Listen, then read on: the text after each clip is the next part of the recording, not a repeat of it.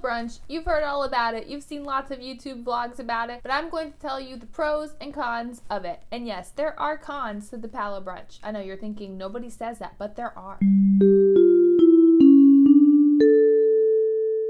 Disney Cruisers, welcome back to the channel. If you are a part of our Disney Cruisers family, then give me a thumbs up down below so I know that you are here with me. And if you have just found us, then please let me introduce myself. My name is Ashley. I love Disney cruising. It is an obsession of mine, and I have this channel to share with you all the things I love about it and all the secrets I've learned along the way from my cruising. So if you are not a subscriber yet, then you need to subscribe because I want you to. So we'll start with the positives for PALO Brunch. PALO is a restaurant that is on all 4 of the Disney ships right now. The Wonder, the Magic, the Fantasy, and the Dream. It is an upcharge restaurant. At the time of filming, this is now a $30 experience per person. Is it worth it? Yes, it's worth it. Just don't even bother about the $30. It comes with a free alcoholic beverage, and then you get not only all you care to enjoy food, but it is like top-notch, 5-star, the best food you'll ever eat food. So yes, it's worth it. Don't even think about it. 30 bucks is a steal. This is an area where it is adults only, 18 and older. No kids will be there. It is by reservation only. And the dinner is available almost every single night except your first and last night. And brunch is normally only available on sea days except for some special occasions. They've started doing it at Nassau, I believe, but I don't know if it's every sailing. Since you know Nassau has pretty much turned into a sea day for seasoned cruisers. So my positives are pretty straightforward. You can probably tell by all the vlogs that are out about it. But 1, it's yummy. 2, your kids aren't with you. 3, it's really good service. 4, you get to try new foods. It's the first place I ever had scallops, and now I am addicted to scallops, whether they're hot or cold. I don't care. I love them. The best scallops I've ever had, though, have been on the Disney cruise ship. Okay, my other positive. 5, it's PALO, and 6, it's Disney. 7, it's on a cruise ship overlooking water. The positives are endless. There are also all the things that you will already have thought of or seen on vlogs.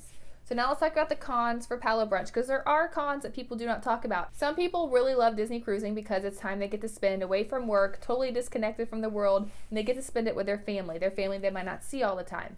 Well, if you're eating PALO Brunch, it's no kids allowed, which also means that you're not eating lunch with your kids. So you miss the kind of sit-down meal that day with your kids in the afternoon. The kids could get fed in the kids club. They do provide food in there. When we do our PALO Brunch, we usually make it to where it's a little bit later, like around noonish. That way we feed our kids before, like they eat on the pool deck or something, before putting them into the kids club. But that could be something that disappoints your kids or yourself, or you might just not care. But that is something to consider. You're not going to be eating lunch that day with your children. Something else that discourages some people or makes them not happy with it is the fact that you have to kind of dress up nicer. Now they have started allowing nice jeans to be worn inside PALO for brunch. That's up to you whether or not you want to do it. I still do not see that many people wearing jeans in there. There is a dress code. You need to follow it. Jeans are now a part of the dress code, but as far as like the shoe dress code, like you can't just wear your flip-flops, you can't just wear your swimsuit or cover up, like you actually have to get dressed for this. So this also means you have to include this attire when you're packing in your luggage, but then it also means that since the PALO Brunch normally occurs on sea days, which is when you might be doing more ship activities or the pool or the slides, you really have to think, do I want to swim and then get all ready and then go out to swimming? Do I want to wait to do everything until after PALO Brunch and then kind of get into the activity mode? What are your kids going to be doing at that time? Are they going to want to be swimming? Is it going to be a lot of work for you? Do you have time to go back and get ready?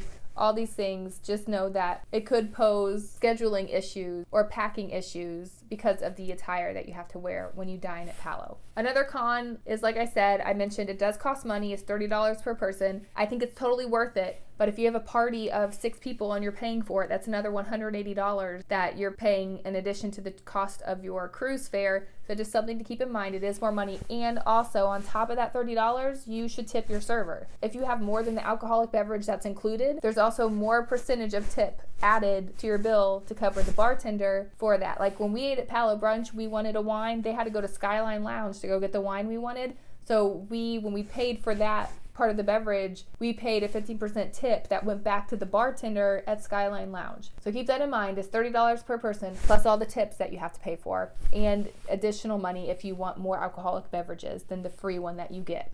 Two more cons. One is that if you have early dining for dinner and you eat at 5:45 and you are at PALO Brunch until like 2 o'clock, well, if you walk out of there at 2 o'clock and you have to eat in 3.5 hours, like, you are not eating in 3.5 hours. You will be so full, you will not want to see food. Even if you go to your dinner and try to eat, you're not going to like it because you're full, or you're not going to be able to get what you really want. I'm a big lover of late dining. You can check out the video why here. There's lots of reasons to book a late dinner. This would be one of them. You are not as full after PALO. Like, by the time your late dinner comes around at 8, you are now hungry again, so you can enjoy all the delicious food in the main dining room. They do open up brunch around 10, so maybe you could get a 10 o'clock slot and then be out of there by noon. That might help some. Or, you know, you also don't have to eat everything you see, so you can just eat light for PALO Brunch. It's still going to be worth it because the food is high quality and super delicious, whether you stuff your face or you don't. My last con also deals with the fact that PALO Brunches are on C days, and when our mixology classes and beverage tastings, they are normally on C days. They're normally in the afternoons on C days. It is possible to have a brunch at 12, get done at 2, and then have a beverage tasting at 2 o'clock, an alcohol tasting. Yeah, I would weigh my options. What's more important, to go to the beverage tastings or to do PALO Brunch, or if you can try and swing both, to do that. But, you know, if you want to eat a whole bunch and then go drink a whole bunch and keep all your food down, that's something you could try to do. All right, that's all I have for you for PALO Brunch, the pros and cons. Tell me in the comments, do you love PALO Brunch? Do you hate PALO Brunch? Why do you go? Why do you not go? And I'm just talking about brunch. This is totally different for dinner. Totally different opinions. This is just brunch. Thank you for watching this video. Please click on the rest of the videos, all in the suggested, all those videos on the side and the suggested videos, all the ones that have my face on it. Click on them and then you can see me again. I'll see you later, cruisers. Bye.